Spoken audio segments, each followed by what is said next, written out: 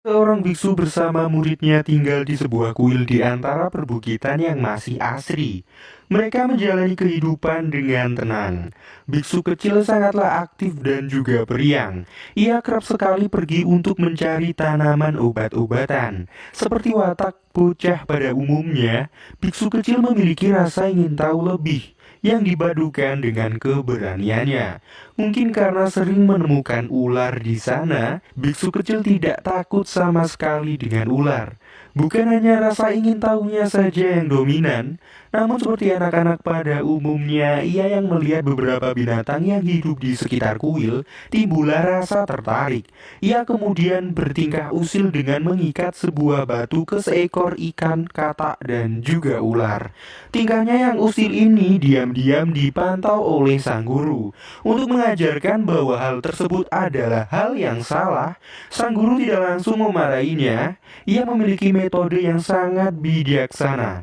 Sewaktu biksu kecil tidur, sang guru mengikatkan batu kepada si biksu kecil, agar si biksu kecil secara langsung menyadari bagaimana nasib hewan-hewan yang telah ia siksa.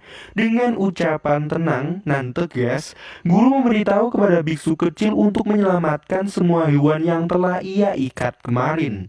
Namun jika salah satu di antaranya ada yang mati, maka batu yang menempel di tubuh biksu kecil juga tidak akan dilepaskan.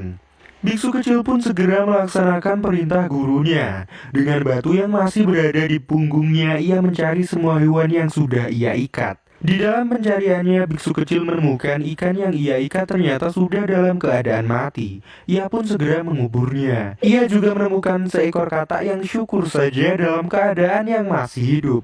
Kemudian ia menemukan ular yang mengalami nasib yang serupa dengan ikan. Dengan penuh penyesalan, hal ini membuat biksu kecil menangis. Ia merasakan kesedihan dan penyesalan untuk pertama kalinya.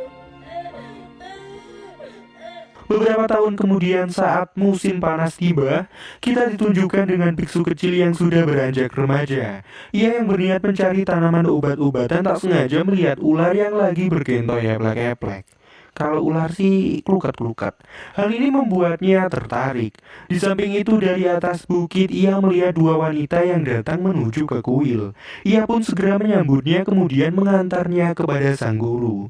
Dua wanita ini adalah ibu dan anak, di mana sang ibu datang ke kuil bertujuan untuk mengobati anaknya yang sedang mengidap suatu penyakit.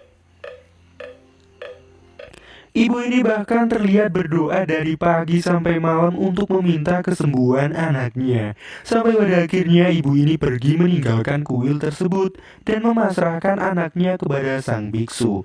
Namun di sisi lain, biksu remaja mulai mengenal apa itu yang namanya cinta. Ia sangat tertarik sekali dengan anak ibu tersebut. Ia bahkan menaruh perhatian lebih kepadanya. Suatu hari ia tak sengaja menemukan si wanita dalam keadaan tertidur. Nafsunya mulai tumbuh. Dengan refleks biksu remaja menyelimuti si wanita sambil memegang semongkonya. Yang hal ini membuat si wanita terkejut.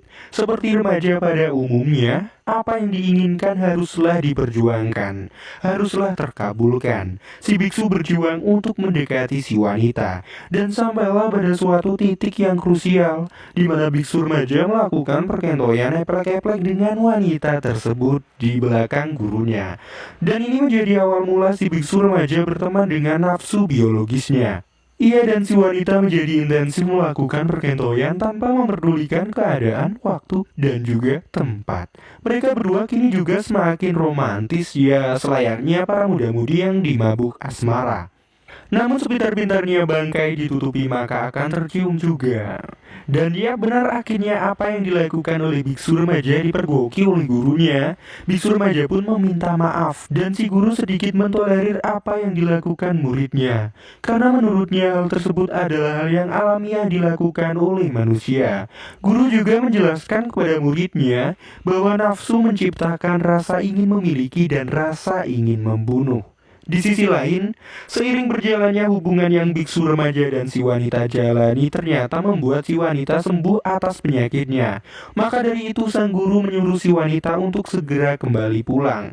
Hal ini menekan perasaan biksu remaja, hormon percintaannya sudah membengkak, ia tak tahan bila hidup tanpa si wanita. sehingga ia akhirnya memutuskan untuk minggat meninggalkan gurunya. Beberapa tahun berlalu, tepatnya saat musim gugur tiba. Si guru yang membuka bungkus makanannya tak sengaja melihat berita mengenai seorang pria yang menjadi buronan karena membunuh istrinya. Dan pria tersebut ternyata adalah muridnya sendiri. Si biksu remaja mula-mulanya masih polos, ia kini telah mengenal dunia, pikir sang guru. Sampai hari itu pun datang, biksu remaja kembali ke kuil untuk menghindar dari kejaran polisi.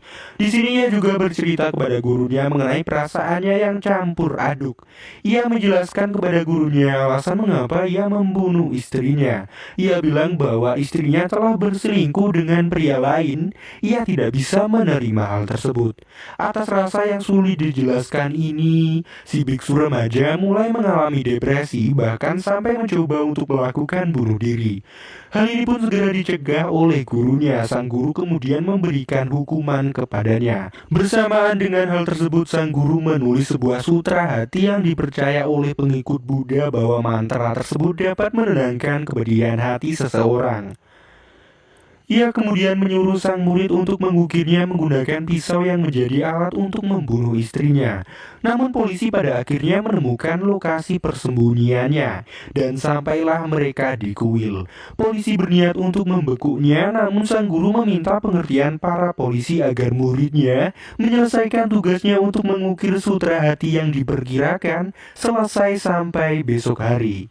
Para polisi pun menerima permintaan sang guru. Mereka bahkan menjadi simpati kepada biksu remaja. Sampai-sampai para polisi ini membantu untuk mengecat ukiran yang dibuat olehnya. Sehabis menghabiskan sedikit waktu untuk bermeditasi, ia kemudian menyerahkan diri dan bergegas pergi ke penjara. Sang guru untuk pertama kalinya ia terlihat bersedih atas ditinggal oleh muridnya pergi ke penjara. Dan ini akan menjadi perpisahan antara mereka berdua untuk yang terakhir kalinya.